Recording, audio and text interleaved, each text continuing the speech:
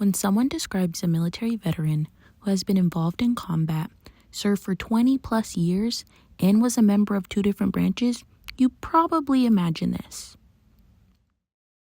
Well, what if I told you this story is about her instead? This is a fragment of my mother's journey through the military as a nurse and what it was like transitioning into the civilian world. You can't do anything in your life for 20 years and live it for 20 years because you don't do the military 9 to 5. It's 24/7, 7 days a week, 365 days a year. When I first joined the military, I already was a nurse because the Army paid for me to go to college. I was in my freshman year at college and our tuition doubled in 1 year and I had no way to pay for school any longer. So my dad called an Army recruiter and I was lucky that at that time the Army really needed nurses, which is what I was studying. And so I got a 4-year ride during my second year in school. They paid me back for my first year tuition, put $3,000 in my bank account, which I had never had before, and then they paid for the rest of it. So I did know that I wanted to be a nurse because I already was studying that when I joined the military. The last deployment I had before I retired was to Bagram Air Force Base in Afghanistan.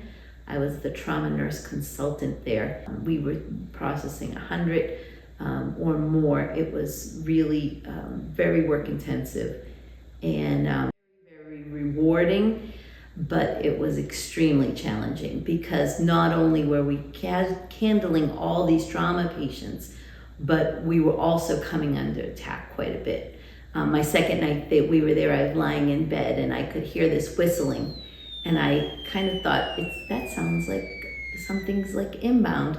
And all of a sudden the ground shook and the walls shook and I found out that a rocket had hit a building only about 500 yards from where I was sleeping that night. It actually hit the bed of one of the people that worked at the hospital.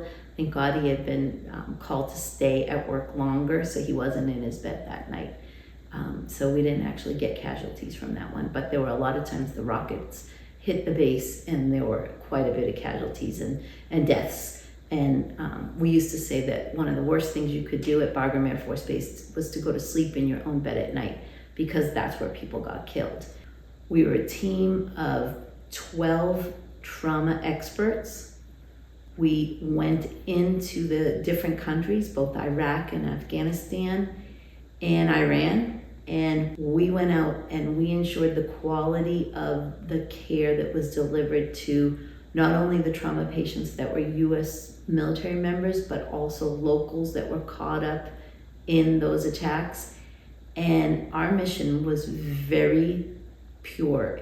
We were not impacted by anything. If they would try to come back to us and say, oh, the US government says, don't worry about that program because it's not a big deal. If we felt it was not quality, we announced it, we pushed it. We had the strength of our joint theater trauma system behind us that we impacted and made huge changes in the delivery of trauma care that I've actually seen in my civilian world. Some of the things that we were trying out and finding worked for trauma patients in Afghanistan is what I do now as a nurse in a trauma center in the United States 12, 14 years later, which as you can imagine, as a professional, as a nurse, that's the most meaningful.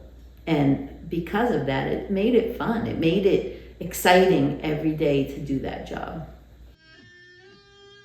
Here at Travis Air Force Base, as the nurse manager, I was in charge of all the nurses plus all the technicians that were basically EMS response for Travis Air Force Base. And when I was doing that in emergency departments, I was also running 911 response for the base, because you are a little city when you are in a hospital on a base. So it's a little bit different. Some of it's similar. The big thing is the leadership positions that you take on and running physicians in a hospital. You don't typically see that in civilian hospitals. The biggest battle or challenge was learning how to work in a union environment. The first hospital I went into a system that's very unionized, and there are incredible many number of things that are very, very positive that nursing unions have brought, particularly to California. We see it all the time, nurse ratios, all of that. However, some of the rules I was used to in the military saying, you will do this. And there really wasn't much of an argument about it. And if you tried to argue with me about it, you would get in trouble. That doesn't work in the union environment. Not only that, if I needed a nurse to stay after, I had to go back to a seniority list and see who had the most seniority and offer the time. And I never had to do that in the military. I would walk on the floor, you're staying for 4 more hours. And it was done. And that is not the same mindset in the civilian world. And so that was a real challenge for me to learn. I was very lucky when I first started in the civilian world. I had a group of nurses that I worked night shift with, and they were very kind to me. I probably could have gotten in trouble a lot of times with some of the stuff I did, and they just said oh, time out, don't do that because you're about to do something that breaks a union rule. And they would explain the rule, and then I would follow the rule. And now that I've been in the civilian world and in the union environment for it's been like 13 years now, I really see the benefits of that union environment and what it does to uplift patient safety because of the strength of the union and what they demand for our patients. So it's been much, much better.